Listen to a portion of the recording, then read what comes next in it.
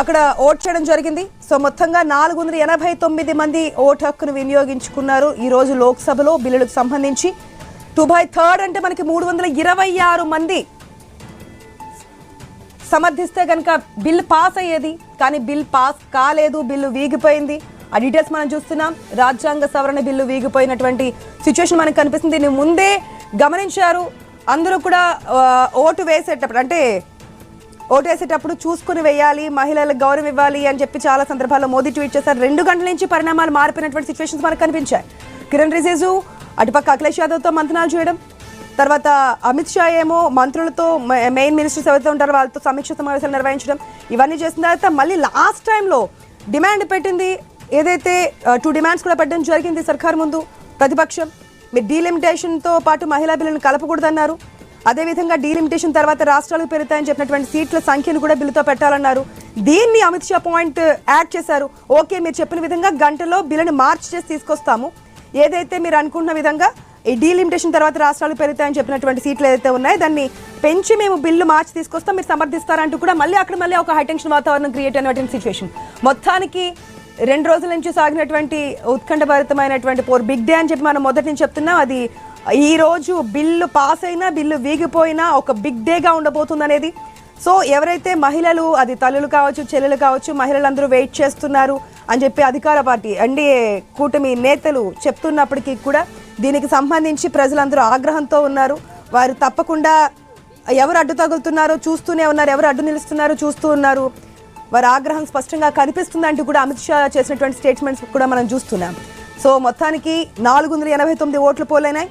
ఈ 489లో 278 ఎస్ అని చెప్పి 211 నో అని చెప్పి పోలైనాయి.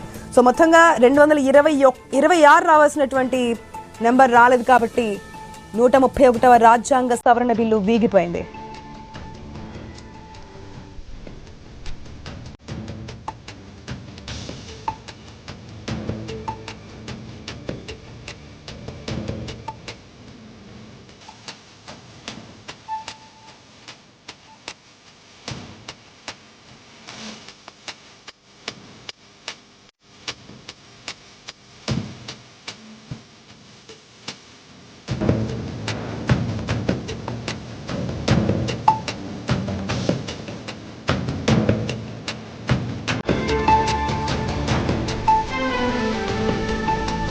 అమిత్ షా ప్రసంగం తర్వాత లోక్సభలో 131వ రాజ్యాంగ సవరణ బిల్లుకు సంబంధించి, మహిళా రిజర్వేషన్ బిల్లుకు సంబంధించి ఓటింగ్ కూడా స్టార్ట్ అయింది.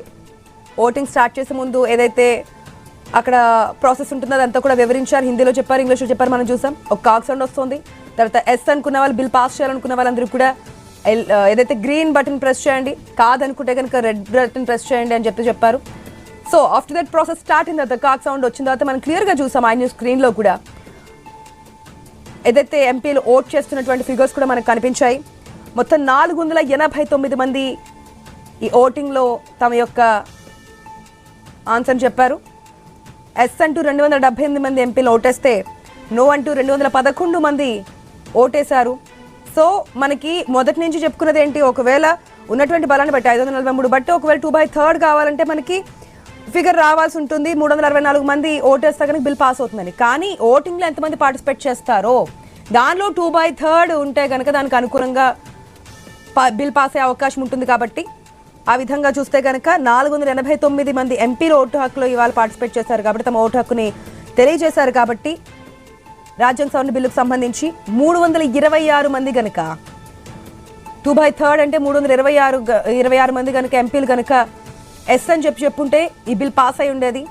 కానీ 278 మాత్రమే ఎస్ అని చెప్పారు. సో రాజ్యాంగ సవరణ బిల్లు 131 రాజ్యాంగ సవరణ బిల్లు వీగిపోయినటువంటి సిచ్యువేషన్. వీగిపోతుంది అని చెప్పి మొదటి నుంచి చెప్తూనే ఉన్నారు. అటు అధికార పక్షమైనటువంటి ఎన్డీఏ కావచ్చు, ప్రతిపక్షమైనటువంటి ఇండి కుటుంబ నేతలు కావచ్చు, గంటాబద్ధంగా చెప్తూ ఉన్నారు ఎట్టి పరిస్థితుల్లోనూ వీగిపోదు. మన రాహుల్ గాంధీ కామెంట్స్ ఒక్కసారి గుర్తు చేసుకుంటే గనక, మీరు బిల్ అంటే ఓటింగ్ స్టార్ట్ అయిన అరగంటకే బిల్లు వీగిపోతుంది క్లియర్ కట్గా చెప్తున్నామన్నారు. ఖర్గే పాయింట్స్ తీసుకుంటే కనుక ఎట్టి పరిస్థితుల్లోనూ ఇండి కుటుంబ నేతలందరూ కూడా ఒకే మాట మీద ఉన్నారు, బిల్ పాస్ కాదు, వీగిపోతుంది, మేము ఓడిస్తామంటూ కూడా క్లియర్గా చెప్పినటువంటి సిచ్యువేషన్. ఇదే విషయాన్ని ఇంతకు ముందు కొన్ని నిమిషాల ముందు అమిత్ షా మాట్లాడుతున్నప్పుడు కూడా సేమ్ కామెంట్స్ చెప్పారు.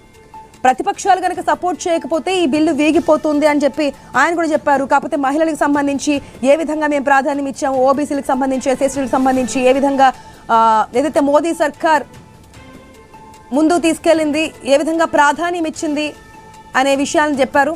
మొత్తం 48 ఓట్ల తేడాతో వీగిపోయినటువంటి సిచ్యువేషన్ కూడా మనకు కనిపిస్తోంది.